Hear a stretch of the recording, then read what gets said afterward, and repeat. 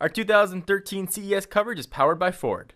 Go further. What's up, everyone? John Rettinger from Techno Buffalo here live from CES 2013. Yesterday, we had the pleasure of going to Nvidia's press conference where, amongst a slew of other announcements, they took the wraps off the extremely well-kept secret of Project Shield. So I want to give my thoughts and impressions on Project Shield, on Tegra 4 that's powering it, and all kinds of other stuff that goes into that crazy handheld gaming controller platform. Let's go ahead and get started.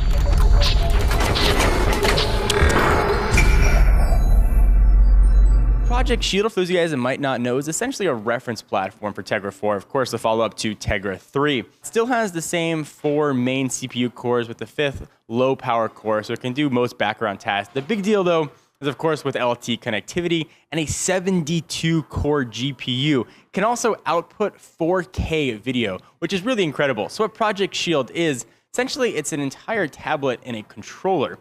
And think of your typical controller for an Xbox 360. It looks very similar to that. It's got console-esque buttons and console quality grade buttons, and it's got a built-in 5-inch screen. So you can play all of your games from the Tegra zone. These have to be Tegra optimized games, really get the full experience right on your device. And of course, you can wirelessly fling it right to a television. Of course, you can use a wired connection as well and push that right off to the TV. So we saw a few examples of games that were made just for the tablet, Android games at least. They looked very impressive.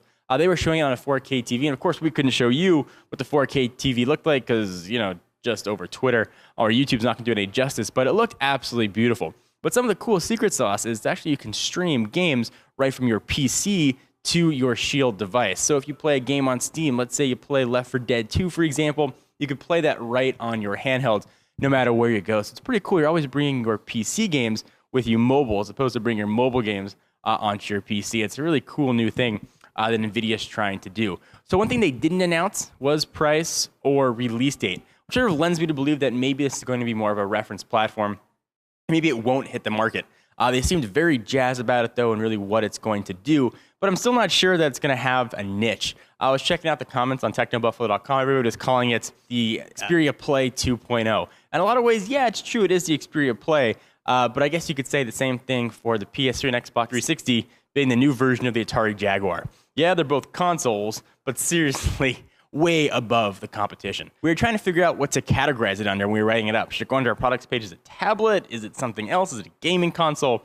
Really weren't sure. It's sort of a hybrid. I do love a few things NVIDIA has done. First, they made it totally open. It is running completely unskinned, unstock Android. With one push that Shield button, you go from the Tegra Zone store right to unskinned, unadulterated, unmessed with Android, which is very nice. You get that same Android experience. You can fling that right to your TV and use that as well. Also, they use completely unproprietary I/O, so industry standard stuff. So HDMI, micro USB for charging. Battery's already built in, so you can get 5 to 10 hours. So you don't have to lug around an extra power brick. I'm not sure what pricing, again, is going to be, if there's going to be a huge market for it. But this is an example of what Tegra 4 can do. So really very cool to see. What do you guys think? Are you excited about Project Shield? Are you not excited? Tegra 4, you super jazzed about it? I'd love to hear what you guys have to think. Of course, check out all the CES 2013 coverage at technobuffalo.com. John Rettinger. See you next video. Thanks to Ford for powering our CES coverage.